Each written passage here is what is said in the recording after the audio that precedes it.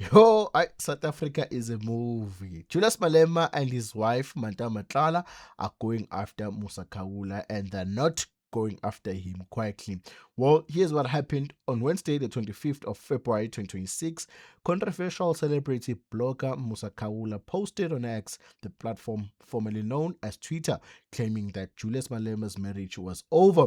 He alleged that Manta Matlala had filed for divorce. He also claimed that she could no longer tolerate what he described as Malema's infidelity.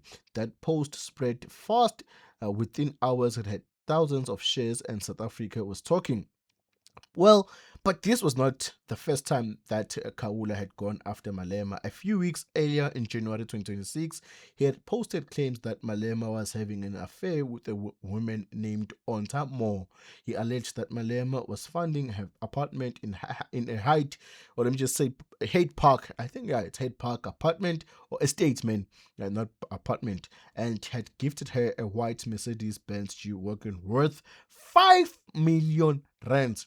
That post was deleted shortly after it went up. Kaula then posted a cryptic message suggesting he had been offered money to remove it. He did not name anyone, but social media immediately connected the dots and pointed fingers at Malema.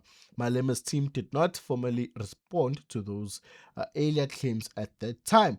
Then on the 25th of February, Kaula posted again. This time he went further. He tagged Malema directly and warned him not to try to silence him. He also alleged that people had approached him with a bribe to stop him from posting about the supposed marriage split. Well, these were serious claims, and unlike the first post, this one stayed up. Well, Malema did not ignore it. 2 days later, on Saturday, the 28th of February, he and Mato Matlala made a very uh, uh, public appearance together. They attended a Soweto derby at Soccer City, where Orlando Pirates beat Kaizer Chiefs by 3 goals to 0 in front of a sold-out crowd. They brought their son with them. Photos went viral, or let me just say, photos went viral almost immediately. Social media users flooded X with reactions. One account posted a picture directly at Kaula asking, "Did you see this?" The message was clear. The Malamas were showing South Africa that they were happy together, they were fine, and they were not hiding. But the public appearance was only part of the response. The legal team came next. According to reports from Daily Sun and Briefly News, the Malema's family, or let me just say the Malema family's lawyers, England, Slabbert and Tony's Inc. Incorporation, sent Kaula a formal letter of demand on the 26th of February 2026. That letter demanded two things. First, that Kaula publicly retracts his statement. Second, he issues a formal public apology. The letter made it clear that if he did not comply, the Malemas would open a case of criminal injury against him and sue him for 1 million rands in damages. Well, the lawyers were direct in how they described Kaula's post. They said the allegations of adultery and marital misconduct were, in their words, prima facie defamatory because they attacked the integrity, dignity, privacy, and family reputation of their clients. They also pushed back on the bribery allegations. Specifically, they described the claim that Malema tried to bribe Kaula as inherently defamatory and said it directly attacked Malema's fitness for public office. Well, the lawyers then confirmed that Manto Matlala had denied that her marriage was falling apart and insisted that the couple remains married. Now, let us talk about who Musa Kaula is because his history matters here. He calls himself the Pope of culture. He has built a large following on X and YouTube by posting celebrity gossip and often about well-known South African public figures. He has been in legal trouble before. In 2025, he was arrested after making defamatory statements about businessman Z Nxumalo. More recently, just days before the Malema story, he received a separate letter of demand from lawyers representing public investing on Mitchell's Investment Corporation Chief Investment Officer Kabelo Rekotso and a colleague over allegations he posted about them on the 16th of February 2026.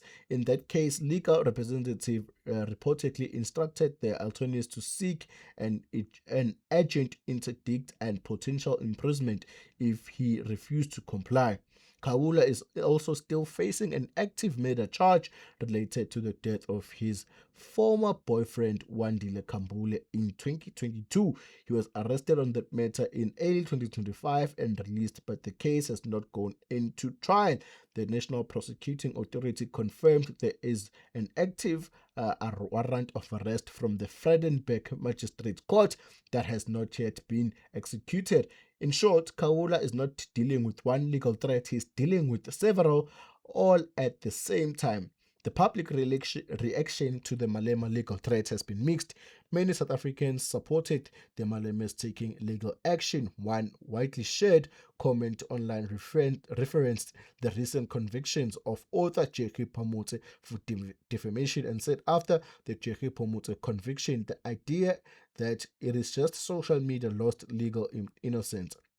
Others were less sympathetic to Khawula. Some mocked him for posting allegations only to face legal consequences. One person joked that Khawula was simply trying to earn money from engagement on his posts, as saying rent was due. On the other side, some people were skeptical of the Malema's public appearance at the Soweto Derby. They described it as PR move rather than proof of a healthy marriage. Others pointed out that showing up together at a football game does not resolve the underlying allegations. Some also questioned whether a political leader taking legal action against a blogger, regardless of what was posted, sets a concerning precedence for free expression.